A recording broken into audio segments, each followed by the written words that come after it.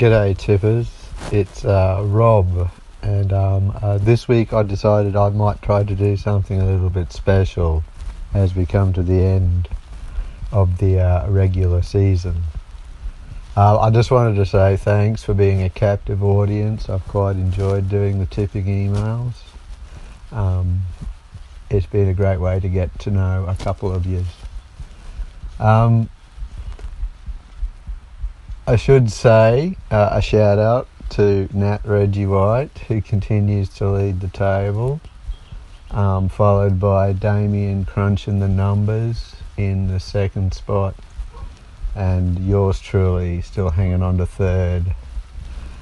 And a special mention to Leith, who's bounced into fourth out of nowhere.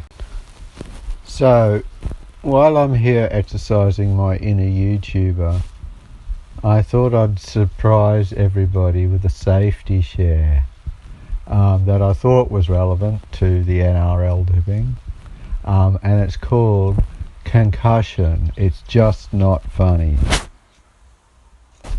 Concussion. It's just not funny.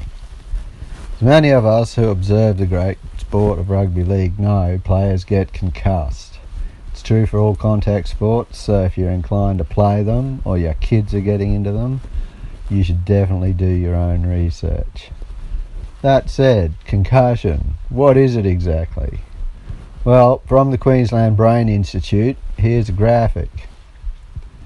I should say that for balance, I did try a Google search of New South Wales Brain Institute, and it's not there. So, concussion is essentially a minor brain injury that happens when your brain sloshes forward after your head suddenly stops. So I have a bit more of a look and I go to Health Direct. What causes concussion? And it says Australian rules football, rugby league, rugby, all definitely cause concussion. Anything with the risk of falls, horse riding, cycling, skiing, and probably, of course, the most obvious, boxing and martial arts, I guess. So, sweet, I think. I don't do any of that. No concussion for me. But I read on. People can also get concussion outside of sports. This can be a bang on the head from falling over, or a sudden and vigorous movement of the head, such as a whiplash injury from a car accident. Which of course is all of us, and why this is relevant. My recent encounter with a possible concussion happened when my nearly 10-year-old was ninja fighting in the kitchen. I didn't see it, but I heard it from the far side of the house, and I was the one who had to mop up the blood. He whomped his head very hard. Which brings me on to my second little bit of safety share, which is, as a parent, when you're confronted with your child being more injured than you'd anticipated, you got a powerful emotional response, and that can cloud your rational response. So you just go, oh, what do I do? Which brings me to the work iPhone, and I found an app on it, the First Aid app, which is simply, I thought was brilliant. It was dead easy to use, and it throws out some really sound advice.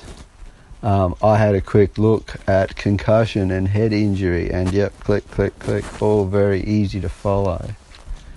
And why that's handy is, obviously we live in an age where all our devices are within easy reach most of the time, and it'll give you sort of a tool to make a good decision in a moment of medical crisis.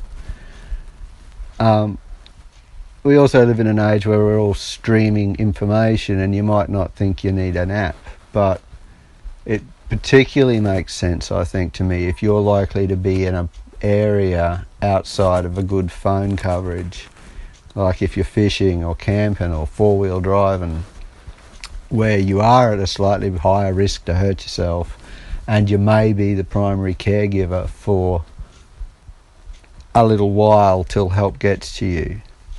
having an app like this would be sort of a powerful, reassuring thing that you're doing the right thing in the situation.